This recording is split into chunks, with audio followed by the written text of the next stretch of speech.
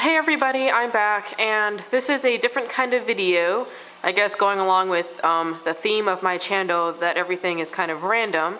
But I am the proud mother, I guess, of 3 red-eared sliders that I have had since 2006, and I got them when they were very small. I think probably just hatchlings. I got them in South Carolina. They moved with me to Norfolk and then New York and out here to California, so they've traveled a lot. And I just their tank is not the cleanest right now, but I just kind of want to share my thoughts on red-eared slider care. This is not going to be a how to care for them video, you know, like what kind of light to use, what kind of filter to use. I can get into that if anyone is interested.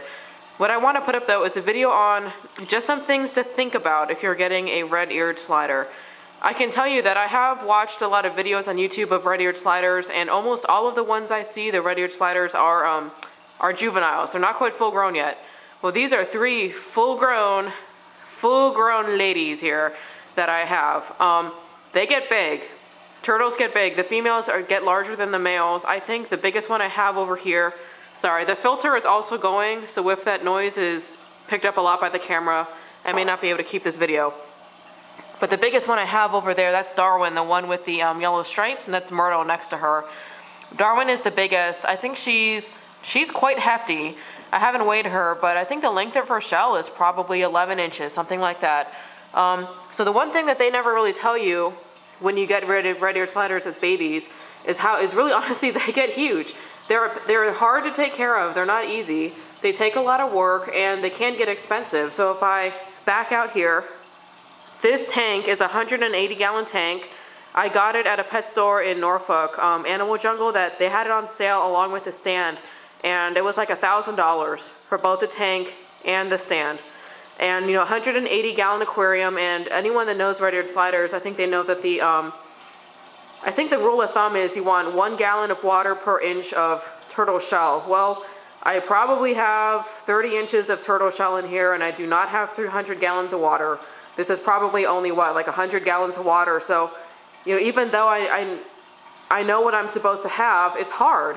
I mean, even this aquarium was hard to get, and trying to get aquariums in this size is not easy. And also, since most of them are fish tanks, you'll find a lot of aquariums that are very narrow. Because, you know, a lot of depth in an aquarium tank for fish is not always the best, because people want to be able to see their fish.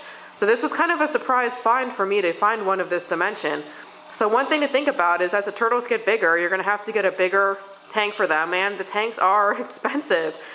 We are actually thinking about moving them to probably like a 300-gallon Rubbermaid container and constructing like their own little turtle island in the corner of our garage. That's where this is right now. This is in the garage. We live in Southern California, so it's pretty temperate here, so the garage stays for the most part pretty stable in the summer and winter. But yeah, even we're thinking about moving them because this is too small. I mean, it's too small. This is a monster, $1,000 monster, and it's too small. The other thing to think about if you're getting turtles is that you can barely ever find anything at the pet store that is ready-made for adult turtles. You'll see these cute little logs, these cute little platforms that they sell ready-made, like for your turtle. Well, that's great when they're a year old, year and a half old, and they're not full grown. Once they get to the sizes of these 3 ladies here, they're going to sink everything. They're just too darn big. And you can see here, my husband and I, we went to Home Depot, and we got these like plastic grates. And we kind of fashioned these grates. We got some tubing. I'm really sorry. The tank is really dirty. This is pretty gross. But we got some grates, and then some grates here for some platforms. And we had to jury rig everything because, you know, they don't sell a lot of things for full-grown turtles. I think because a lot of people get turtles when they're small. They think they're cute. And they get to this size, and I honestly don't know what happens to them. But you don't see a lot of people with the full-grown ones. So these are 3 red-eared sliders. Like I said, I love them to death. They, you know, obviously also if you're getting a turtle, they're not cuddly. When they were smaller, I used to feed them outside of their tank so it didn't get messy, so I picked them up every day. They were used to it. I don't handle these 3 ladies as much anymore, so every time I pick them up, they're snapping, they're hissing at me, and you know, they're squirting, or they're squirming around with their legs, and their claws here are pretty deadly. You know, if they start getting on you, like with these claws, so they're flailing around. Hi, Darwin. How are you, sweetie?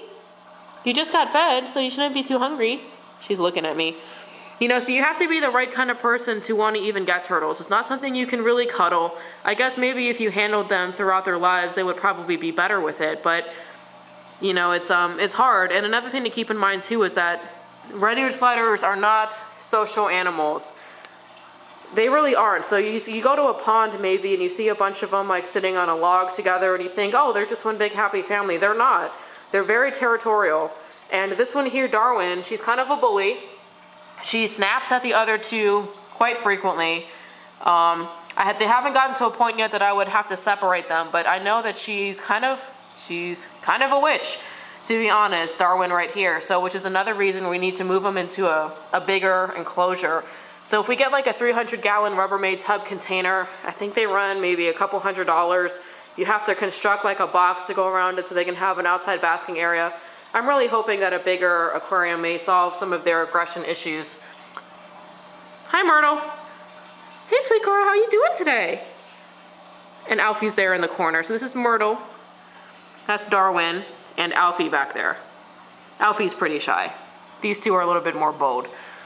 So I may make another video later, like I said, about turtle care. This is my setup. You know, I've got the two bulbs up there. One of them is like a UVB light along with UVA. It's like the power sunlight. Those can get kind of expensive. The other one is just a regular heat lamp. You know, the basking area, we use a Rena XP4 filter. Those are expensive. I think we've been through 3 of them because obviously they're meant for fish. Turtles are very, very messy. And they kind of just put a lot of wear on the filter. So we've had to try to replace the impeller, the motor, buy brand new ones, etc., etc. The filter media is not the cheapest.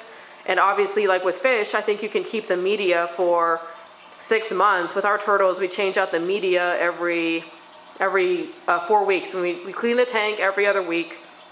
And then we change the media out every 4 weeks when we clean it. And the cost of the media every time we change it out, we use like 3 bags of Biochem-Zorb. And I think the filter thing at the top, that's probably like $22. So every month it's $22 in cost to change out the filter media. You know, you have to pay for the cost of the setup of the tank. You have to pay for, you know, the lights. That power sunlight bulb, even online, will probably run $50, $60, and they last about 6 months, I believe. And you have to invest the time. Cleaning out this tank, we used to do it every week. My husband and I, our work schedules are crazy, so we've kind of decreased it a little bit. But we do it now every other week, and it's probably about a good hour endeavor to, you know, scrub this stuff down. You have to take out the filter. You got to clean the filter. We drain about half the water, put in new water. So it's a lot of work. So I would say if, you know, you're a parent and you're with your kid at the pet store and they're looking at this adorable little 4-inch red-eared slider, and you think it's just going to be a breeze because you've probably seen those horrible plastic bowls with the palm tree in the middle. Those are terrible. Those are turtle killers. Do not do that. It takes a lot. You got to get them the proper tank, you know, which I don't even have, to be honest. You have to get them the proper light. You know, you probably don't want to get too many of them. Like I said, they're not social animals, so this is not the best setup for them. Here, so you can see them kind of staring at each other. Right? So, and you have to get the proper filter. You need to keep the water clean because obviously they drink the water that they're swimming in and making a mess in and using the bathroom in. And you have to be able to pay for, you know, you got to think about it. Once they get bigger, you need to be able to think if you're going to want to pay for a setup that is adequate for them. Like I said, the rule of thumb is 1 inch of 1 inch of turtle shell to 10 gallons of water. So like I said, this is a 180-gallon tank, probably holds right now about 100 gallons of water. So to be honest, this is probably only adequate for 1 red-eared slider. 1. If you really want to do it right. And red-eared sliders live for a very long time. They live for, I think, 30 to 40 years if you raise them correctly. So it's also a really long investment. And, you know, you never want to release your red-eared sliders into the wild. They're an invasive species, depending on where they are. They're pretty hardy, so they can survive pretty easily, but they are an invasive species. So a lot of people, I think, when they get the turtle and they get to this kind of size, they either release them or they just try to pawn them off on someone else who may not know what they're doing, and the turtles just suffer. So you really need to kind of know what you're getting into before you do it. So I would say those are some things to think about. Like, they're going to get big, they're going to need space, they cost money to upkeep, and they cost a lot of time to upkeep. That being said, like, I love my 3 ladies, I really do, and I don't mind, you know, the cost and the time, you know, as of right now, and I'm looking forward to spending another probably 30 years with these gals. And hopefully this year, or maybe this winter, I'm hoping by next summer, I can get them set up in like a Rubbermaid container, and we'll put something in the corner of our garage that'll hold maybe like 250 gallons of water for them.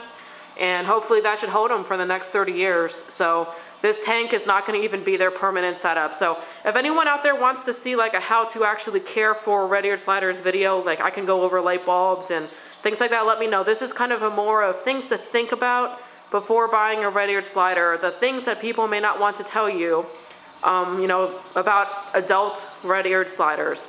So anyways, this is another one of my videos of my random favorite things, because some of my favorite things are my, you know, my companions here, like the turtles. So just thanks for watching, and I will catch you on the next video. Bye.